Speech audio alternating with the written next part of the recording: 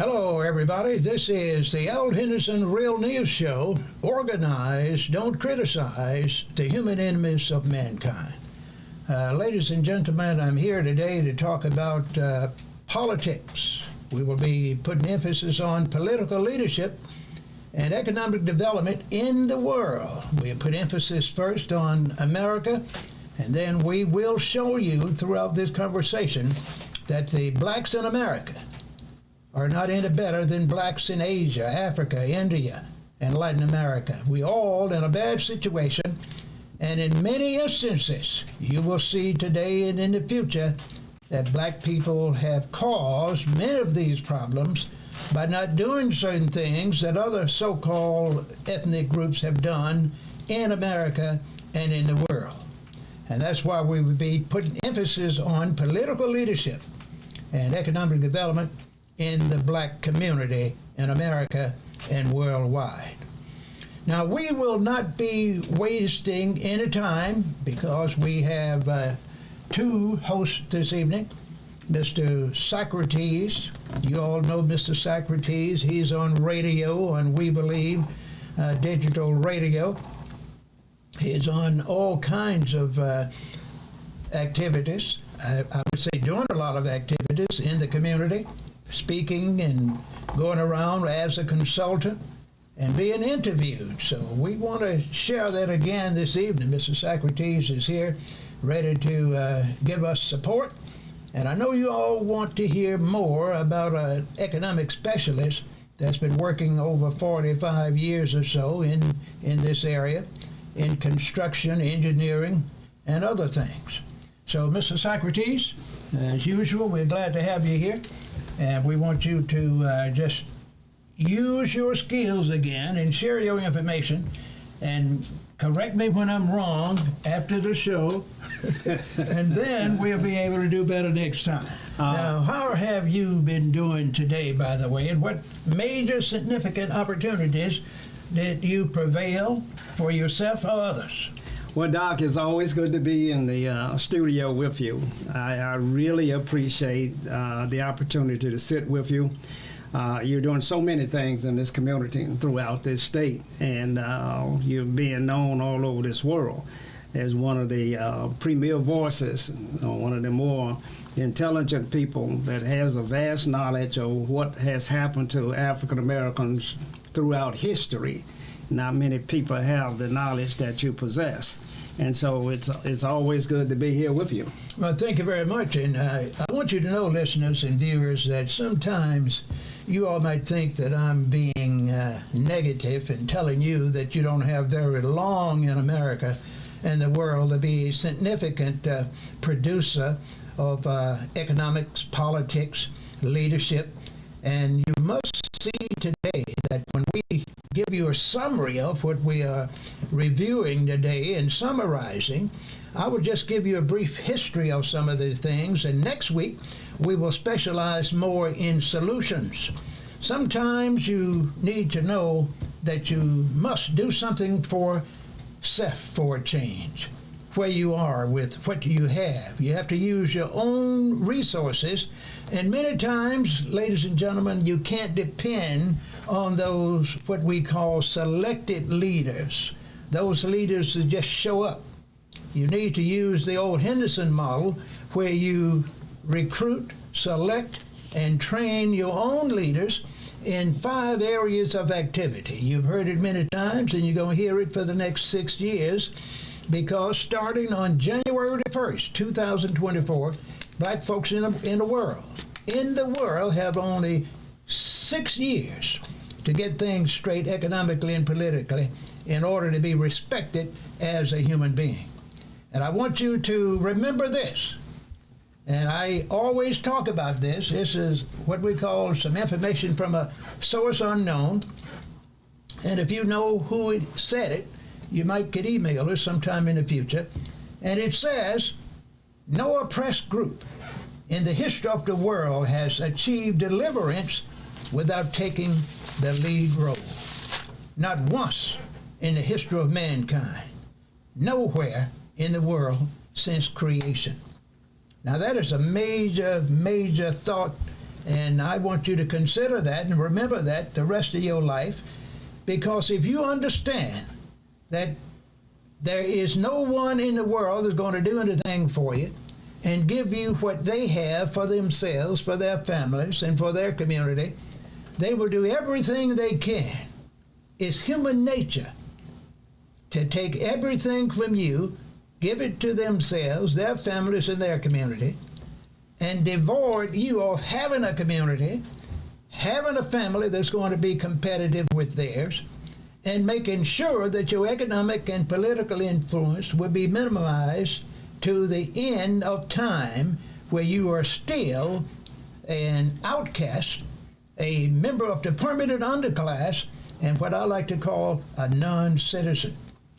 And if you want to believe what I tell you during these seminars, workshops, radio and television programs, you do so.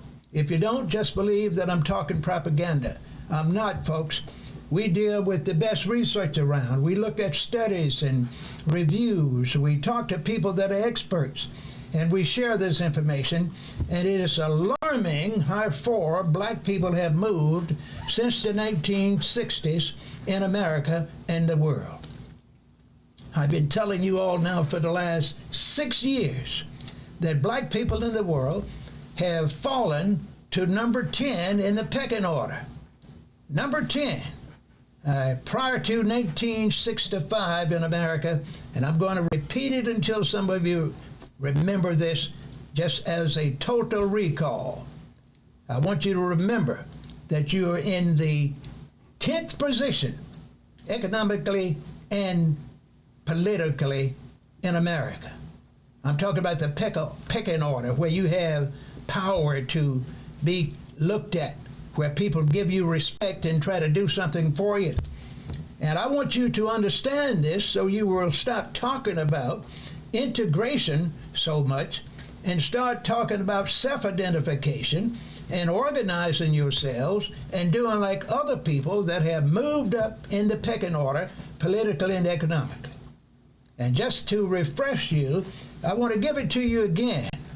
And then when I give you this order again, you then will look at those groups that I mentioned in a few minutes, that I will be mentioning, and you will see what they have done, and you might want to use some of those same strategies to elevate yourself economically and politically. Mr. Socrates, as you have moved around in this community, in Mississippi, in the South, and in the nation, who do you consider are some of the major groups in America that can almost get anything they want? And then I want you to tell the viewers and listeners, how do they do this? Now, Doc, the major groups that can get anything they want in America right now are Caucasians and Jews. But, you know, Hispanics are moving fast up that ladder where they have significant influence. But African Americans, as you say, we don't have much influence anymore. No, we're down at bottom. Number 10. Number 10. Out of all the groups in the world, and I'm including those folks in all the other nations throughout the world. Now, Doc, I was listening to you, and I learned so much. You're talking about folk that will take everything from you, and they don't have any reason to give you anything. And if we were in control, we probably wouldn't give anybody anything either. So I get that. But when you say take everything from you, I was watching this movie about the Ark. And it seems to me that there's some contradiction here that I need some help with. In the beginning, God created Adam. And then after the flood, he wiped out everybody. That's right. So in Adam, then black folks came out of Adam. That is alleged, of course. And then when the flood came, then all the black folk got killed. Except Adam, his wife, and his 3 sons, I believe, and their wives. You mean Noah? Noah, yeah, that's right. Yeah, and they were all Caucasians. That's what Psalms say. So then African Americans' history in terms of even where we came from in the very beginning all got washed away when Noah came along. And so now I'm told that we are descendants of somebody named Shem. Well, I've heard that rumor too. It could be, but I don't care what people say about what happened in the past. Since I've been telling you for many years that when you don't know anything about the past, you say anything you want. And if you can put it in some kind of documentation, that's going to be the law, going to be the history, until someone changes it. So you will understand that black people are allegedly the first people on earth, and there's, I call it mobility to prove it. And there are many fossils and other things that you can find to show that black people moved from Africa to other continents on land, on boats, and many of them would swim from island to island looking for resources, foods, and so forth. And when they got there, many of them just decided to stay, because everywhere you have mankind, you're going to have some confusion. And sometimes it's just best to find you an animal to eat, some land to stay on, and stay away from them people that's always trying to do you in economically, politically, and socially, trying to keep the food from you, want you to pay for the water, want you to work free, all that kind of thing. And that's why people moved. Sometimes it was because of weather conditions, flooding, tornadoes, hurricanes, all kinds of things were happening, and man moved, and that's why we got these different colors, allegedly. And that's one of the reasons why people just turn out to be different in appearance. And as you know, since you say the dominant people in America now, or the Europeans, I call them the European people throughout the world, the Jewish people throughout the world, they have the most influence of any other groups in the world, and because they work together. And the bad part about it, these two groups don't love each other. If you look at the history of the Europeans and the Jews, you will find that they have been fighting each other economically, politically, socially, religiously, and in outright war for centuries. Now, Doc, I'm taken back by that. I mean, we defend Israel, completely. America is solidly behind Israel, so we couldn't have been fighting with them. We have always fought with them throughout the history of people.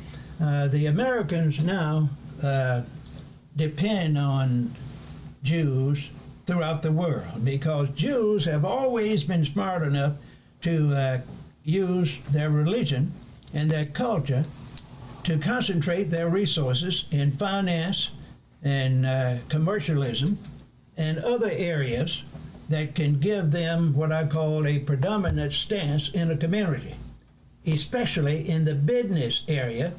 And if you look at the old history books and periodicals and old newspapers, you will find that in all the Jews community throughout the world, in most instances, they were discriminated against, and that made them closer to each other. They got together politically, economically, religiously, and formed social compacts among themselves and used their resources and passed it among themselves and increased their position, saved their money, and then others start coming to them. And that's why now you find the Jews in America and in Europe are getting along pretty good, but every time you read the social media, you find that someone in America or elsewhere in the world trying to kill the Jews, trying to kill the Palestinians, always discriminating against them, burning their churches down, beating them on the subways and so forth, but still they can work together. But black people can't do that. And then you have the other groups, the Asians and Arabs. They basically, what I call fake Europeans, they usually pass for white. They are more acceptable than any other group other than what I call the European Mexicans that had mothers and fathers of the people that came from Spain and Europe. And they have a lot of diversion in their groups. We call it the so-called colored Hispanics, those that are about 5'3" and shorter, that have been intermixed with the Myers and other groups that are not European. So we have problems, and then you have the Hispanics, you have the Black Matter group, you have the LBGT community, and the one now that has more power than blacks, and that's the new immigrants. And now that's number 9, and we are number 10. As you know, the new immigrants now can come to America anytime they want, get free transportation, free shelter, free food, all kind of government, what I call subsidies, and just move them throughout the country and put them in hotels and shelters. And at the same time, they will take space that blacks have and give it to the immigrants that they haven't even tested for the various diseases. And blacks are not doing anything about it because they are basically inclined to be silent, because the so-called leadership, and we're going to talk about this in a minute, are more traditional than they were prior to 1965. And we're going to get into that and show you that there's not a lot of difference between the black leaders since Reconstruction, which started around 66. The war ended in 1865. It took about a year and a half or so to get things moving, where black people got settled back down into what we call semi-slavery, and they gave them a little program called Freedom during Reconstruction, about 7 years, and blacks got in politics. They were sheriffs and others, but they say we cannot have this because blacks are needed. We love blacks to the point where we want to continue to give them food, clothing, housing, and a job the rest of their lives for generation to generation. I call that really loving somebody when you're going to take care of them to the point forever, for generation. And that's the situation we're in. And many black leaders are not going to fight much against that, because most of them, if you look at the old history books, are just as conservative as they were before slavery and after slavery. They are mostly conservatives. They were mostly males.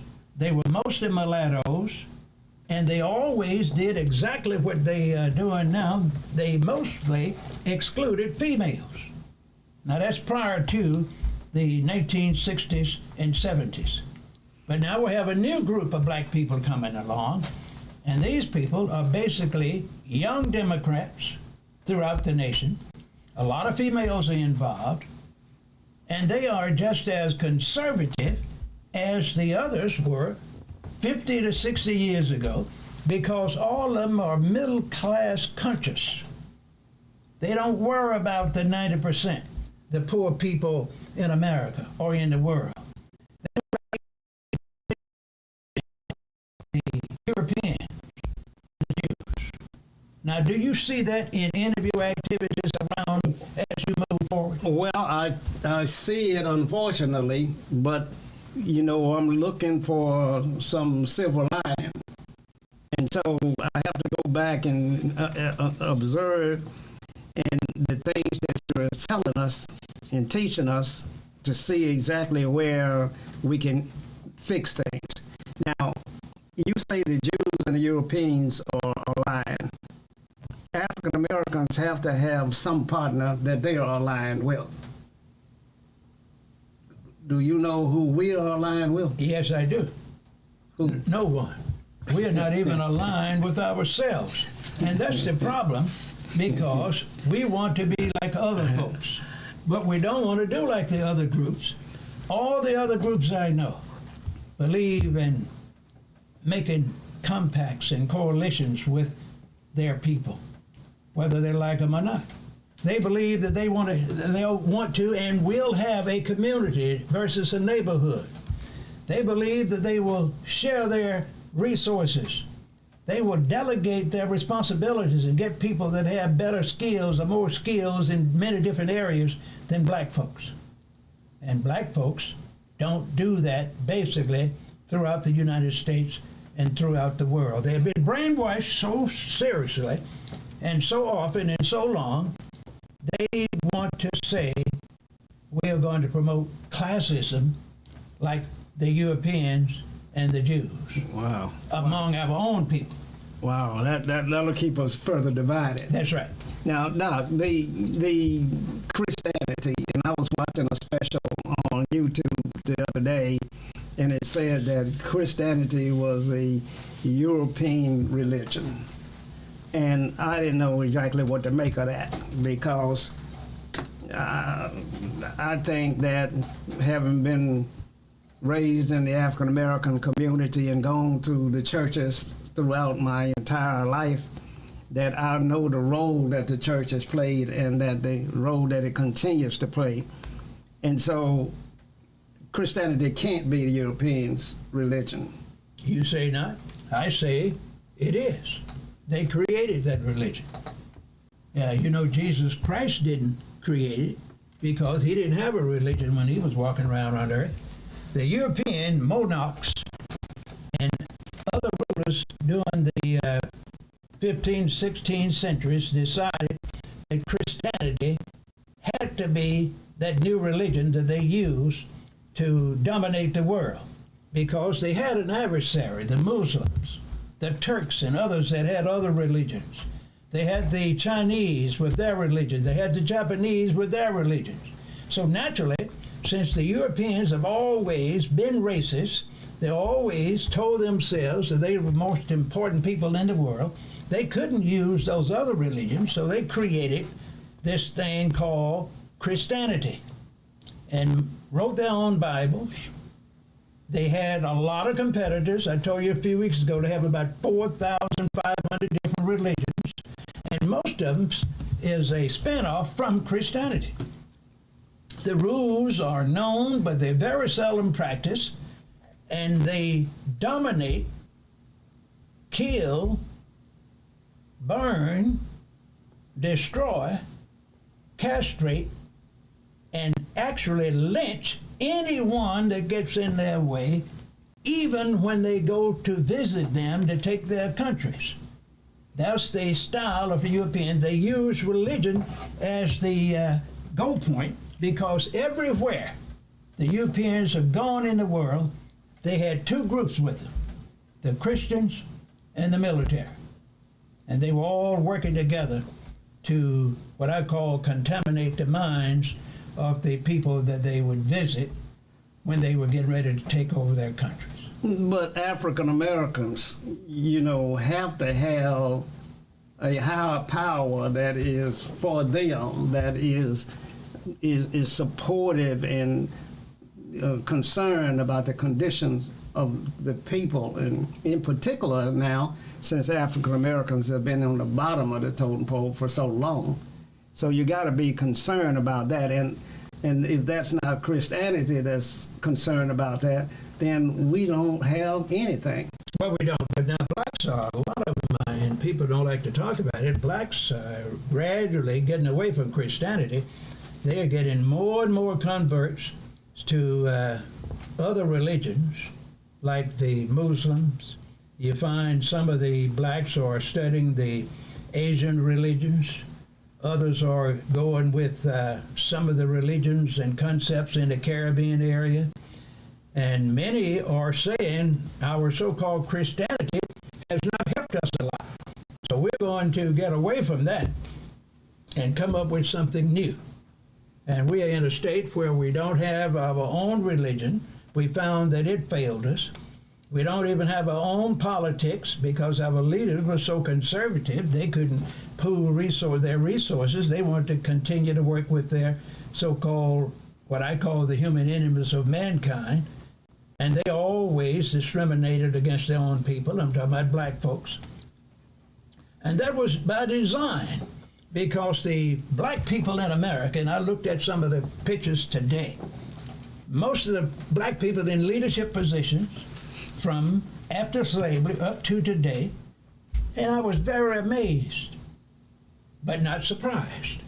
They were mostly mulatto males. Look at their pictures in the Reconstruction period. Look at most of the black mayors that are Democrats during the last 30 years. They were usually mulattoes. You look at the females, they are similar. That's in positions of leadership in the political arena. And you look at their children that are the so-called 10% of the black population.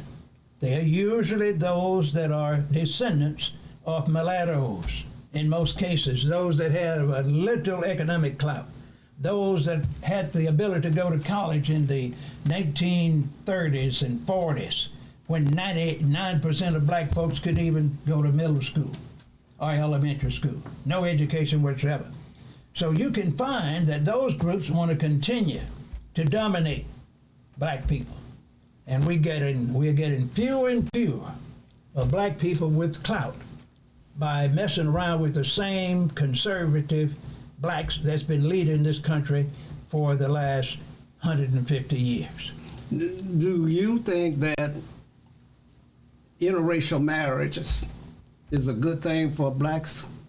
Do you think that that's something that blacks ought to be advocating? Well, I don't think they ought to be advocating it, but I think it is and should be an individual thing that one should make that decision individually. It is sort of like abortion. I'm not going to go around and just blanket, they say you shouldn't abort one, but I'm most certainly not going to go out and say that you should not as a national issue. That's an individual thing. It deals with the circumstances, but I'm not going to promote anything that's going to destroy totally the black race, because the good book says in so many words that due to seasonal changes, that there's going to be another time, another reordering of things. And if black people were the dominant people in the old ancient Africa, they're going to be dominant again in the future. After the new man that I've been talking about for 5 years get here, he's coming. You're going to have people deciding to make new alliances, and they are going to be including some black people in various countries, especially in Africa, because in the next 30 years, you're going to find a lot of hostility in Africa, again, in the Caribbean, because those Europeans have not turned those folks loose yet.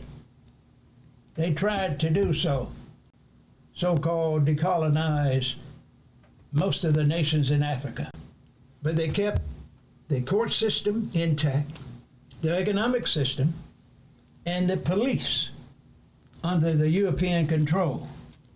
And they always had their selected leaders that they appointed to be the presidents of these African countries. And when they were not satisfied with them, history shows that overnight they will be changed. Now, Doc, you've spoken often about the new man that was created during slavery. You know, the new man. He wasn't from Africa. He didn't know anything about who he was. He didn't know no family roots and stuff of that nature. And so they created a new man. That's a fact. Now, tonight I'm hearing you say that there's a new man coming. Oh, yeah. There will be another one coming. Now, Doc. Another group.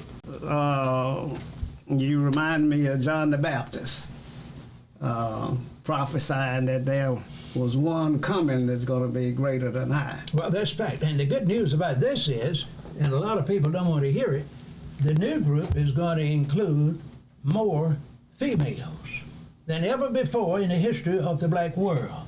You're going to have more females doing things economically, politically, socially. They're going to be some of the greatest religious leaders in the world, because through the European hypocrisy and other means, they have made a strong effort to I call it de-man, M-A-N, the black male. They getting him to the point where he is believing that he is insignificant, many of them are changing their sex drives. They want to be feminized by the thousands. They are passing legislation for that in most states, directly or indirectly. They have medical clinics now that are designed to change you within a series of your lifetime from a male to a female and then put you on drugs until you die. I was reviewing that here recently. So black man is getting ready to change, and the black female is going to take over. Now, Doc, that's frightening. Now, I don't know if there's been a time when women ruled anything. I think back to Queen of Sheba, and I think back to the Queen of England. We just lost the Queen recently. And I guess they were the most powerful women in history. I don't know of a powerful woman in the Bible. I mean, I see the stories of Ruth and things of that nature, but they were women that were supportive. But women have never ruled anything. Well, not very much openly, but believe it or not, throughout the history of mankind, if you look at the status and the what I call promotional ability of the kings and other leaders, the nobles, in any country in the world, they had a whole group of women behind the scenes. They were usually helping them organize, preparing the new soldiers, the new people as mothers. They were the ones that were doing the cooking and cleaning and training the children. They were the ones that were doing most of the farming and putting the economics together while the man would fight. And women now have gotten to the point where they are reversing that role. They get more education than men. So naturally, when you get educated, you are going to want to be in charge. And that is exactly what's happening in America, in Asia, in Africa, in Latin America, and all these other, what I call, Eastern European nations. I look at the list, and I see more and more female prime ministers, governors, presidents of various places throughout the world, in the legislature, in the legal profession, in the medical profession. And just 60 years ago, you didn't have very many females in law or in medicine in America and in Europe. But now, due to affirmative action, they have almost taken over those areas, and many legal scholars are saying that if you go to the medical schools, the law schools, you're going to see 35 to 40% females in those classes. Now, Doc, Sheba, the Queen of Sheba, was reportedly a black woman.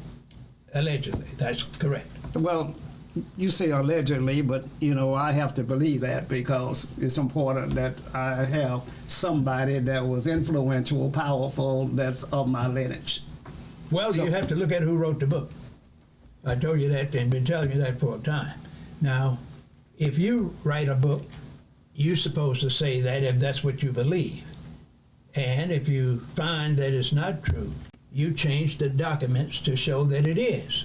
That's what you do when you had the power off the pen.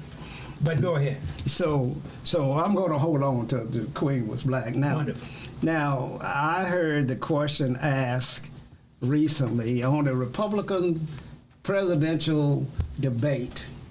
The young Indian there, that the black Indian, that seems to be doing very well in the Republican primaries, or not in the debates. Yes. I guess it's the primaries. And so he said that Joe Biden wasn't going to run for president. He was camouflaged, and he needed to know whether they were running against Michelle Obama or not. Well, the thing is, he shouldn't worry about that. Joe Biden probably won't be the next president. I don't think the Democrats know who is going to be, but they do not want the current president to be the president for the next 4 years, nor, when you do the what I call inside reading, they don't want the current vice president to be the presidential candidate in 2024. So they are looking for another rising star and they haven't decided who that's going to be yet. But this Asian that is trying to be president on the Republican side is one of the most qualified candidates without political power currently that's running. He appears to be the smartest. He appears to have a lot of independence. And when he loses, he's not going to be the Obama of the Republican Party. He probably won't get the nomination. But he will probably be in a position where he can be number two. And if he doesn't want to do that, he can accept any position he wants as a cabinet person or an ambassador anywhere in the world, because the guy is smart, he's rich, and if they won't give him a position, he can buy one. I don't know if he has any sentiments for the disenfranchised. I don't know if he believes in affirmative action, or he believes in leveling the playing field, or does he think that everybody should be capable of fending for themselves? Well, he probably believe that everyone should be capable of fending for themselves, but he is a victim of affirmative action. That's how he was able to get over here as a non-white person through affirmative action to get in those big universities, live in the so-called gated community, and compete economically without being totally discriminated against in math and science and economics. They leave those kind of folks alone. They have a special program for foreigners, especially from Asia and Europe, that have the ability to be good in finance, math and science, and technology. Well, why do you say he's of Asian descent? Well, he is of Asian descent. He might have been born in America, but I know his relatives are from Asia. So he is of Asian descent. That means he's more closely related to Chinese and Japanese and other Asians that are dominant? Of course. If you look at their history, you will find that many of those Asian people, especially the Indians, the Japanese, the Chinese, are what we call part of the European designated Mongolian stock. You know, they had blacks, whites, and Mongolian, and the so-called American Indian group. That was 4 major groups at one time. And he would fall in that group. So the people in India, they are Indians. They're not Asians. Well, some are and some are not. See, India covers a lot of territory. You have a lot of people in India that's as black as that door. Yeah. Blacker than you or me or anyone else you know, but they are considered Indians. And in India, you'll find, and do the research, you don't want to believe me, that is one of the most racial, segregated, and people-hating country in the world, because they have a caste system that put some of their people lower than black people in America. The higher you up in society in India, the lighter you are complexion-wise. Mm-hmm. And they have a big industry to exclude others from getting into their caste system. And they all, most of them in the higher class, or upper class, want to be looking like Europeans.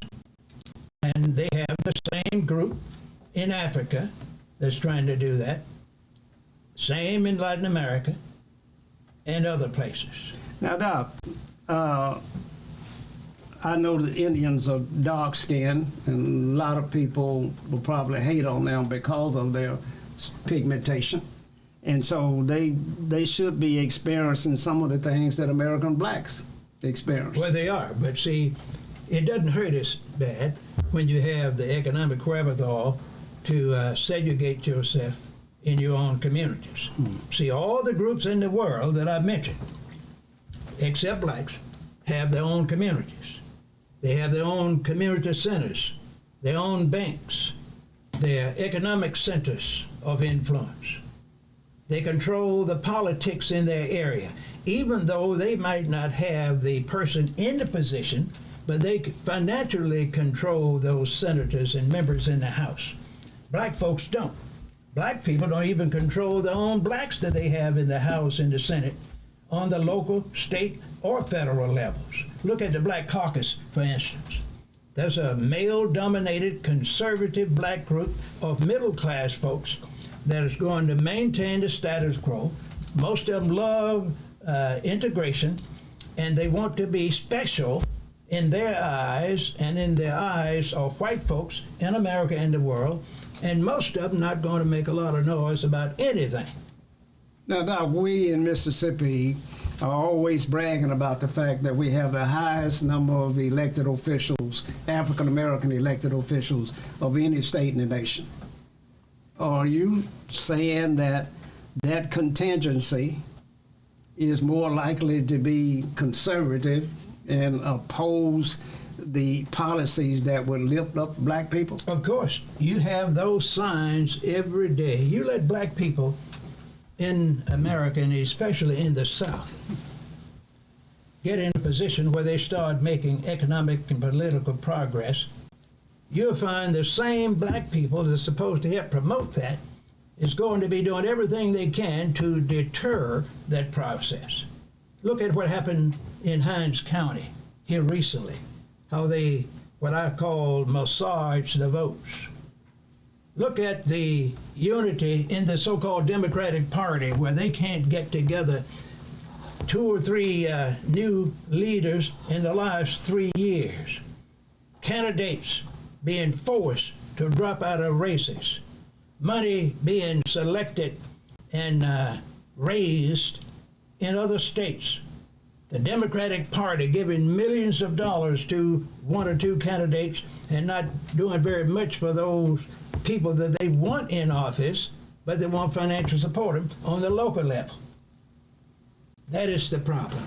We are our greatest enemy, but people don't like to talk about it because it's embarrassing. And then when we get embarrassed, we want to blame someone else.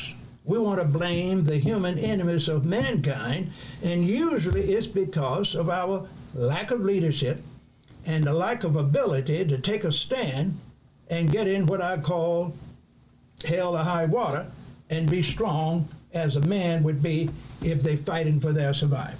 Doc, would blacks be better off with white leadership in a majority black town, or effective with black leadership? Now, that'll cause a lot of mental unwellness, a lot of suicides, and just what I call unreal internal destruction. Blacks will be killing each other like flies because they are going to be excluded from the bigger community. Those groups are going to be locked in a little tight circle of space, and they're not going to be having the economic wherewithal to get out of that area, and they will be like the hungry rats at the bottom of a barrel, fighting, trying to get that crumb. Now, Because the people that control them not going to allow them to get in their educational institutions. They're not going to be going to their law schools. They're not going to be going to their medical schools. They're not going to be attending their schools of economics. And they most certainly not going to be in top positions in local and state government where you have the ability to make decisions. Now, you have what I call a subsidiary job. You might be the assistant.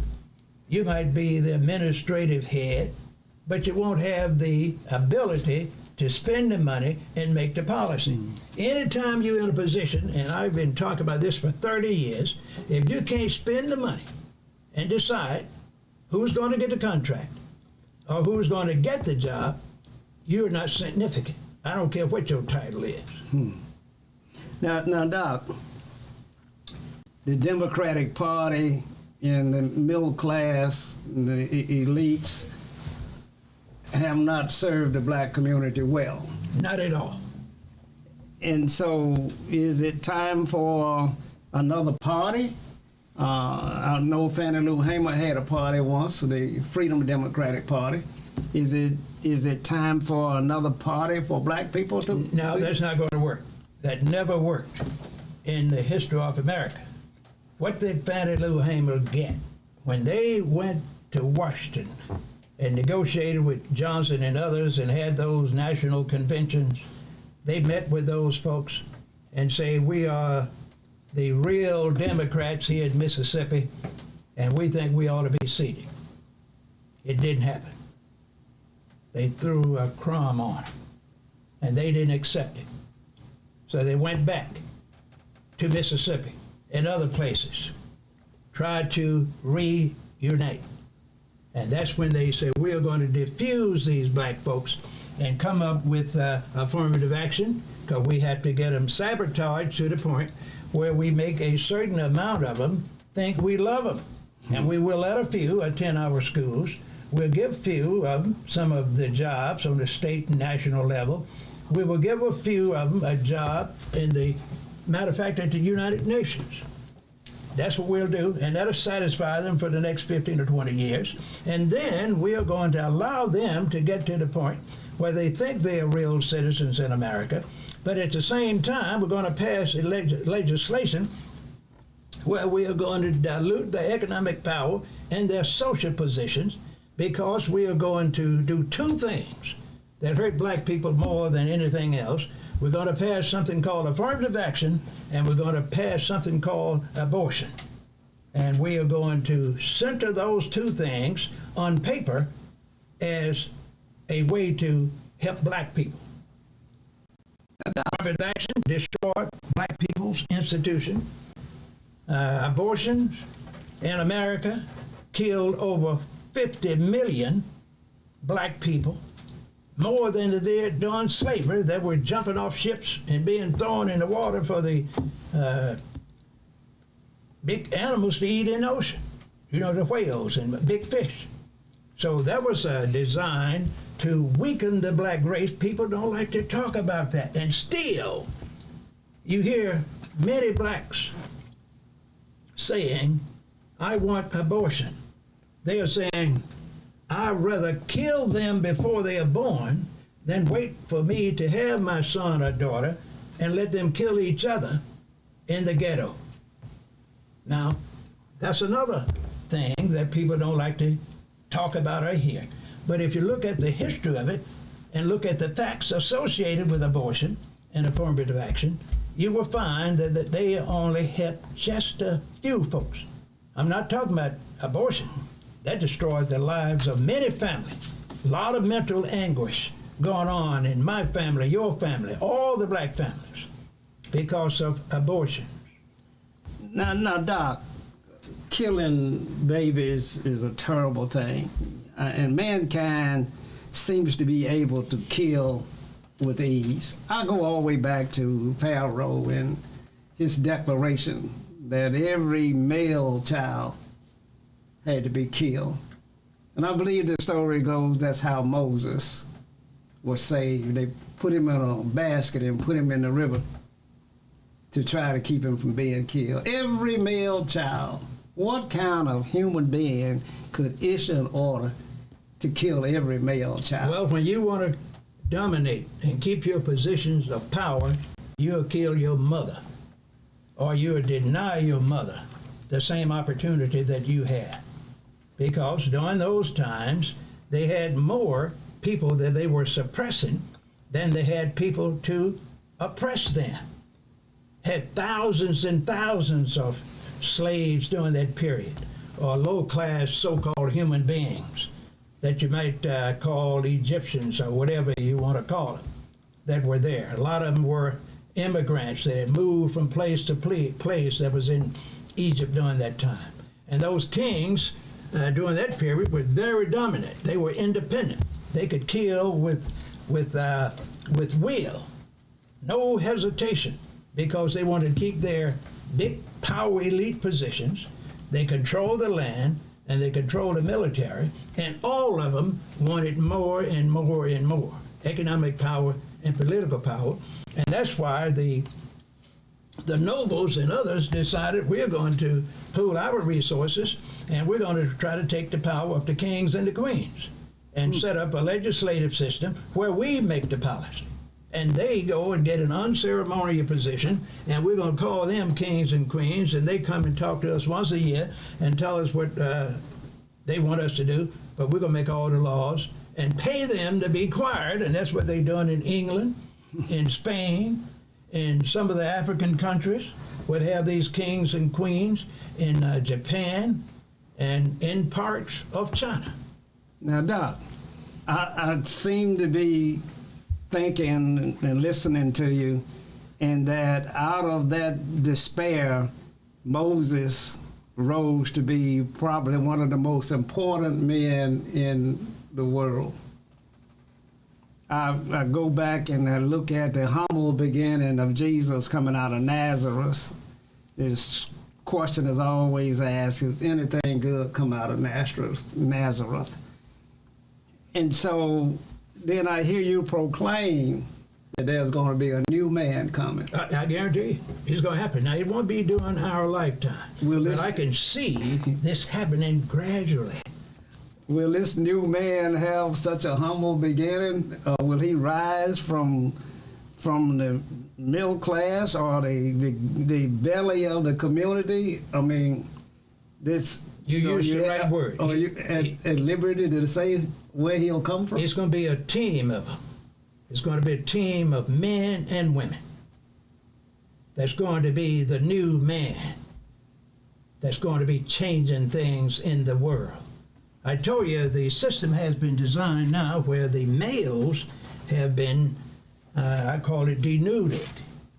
But the female has been the favorite of most of the races in the minority scheme of things, and they were always given privileges that the black male didn't get. They were even given the ability to have children for the people that were their superiors.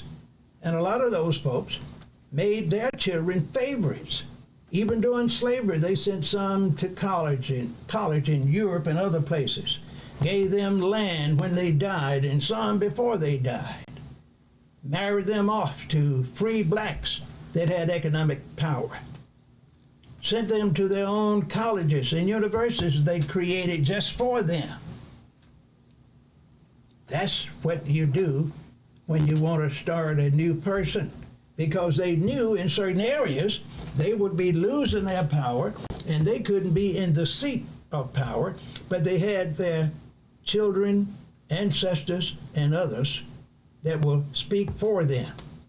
And since they had their dependence on the slave owner, the corporate leader, and others that would give them the economic power they need, they could go to them and ask, what shall I do, boss, about this issue, economically, politically, and socially?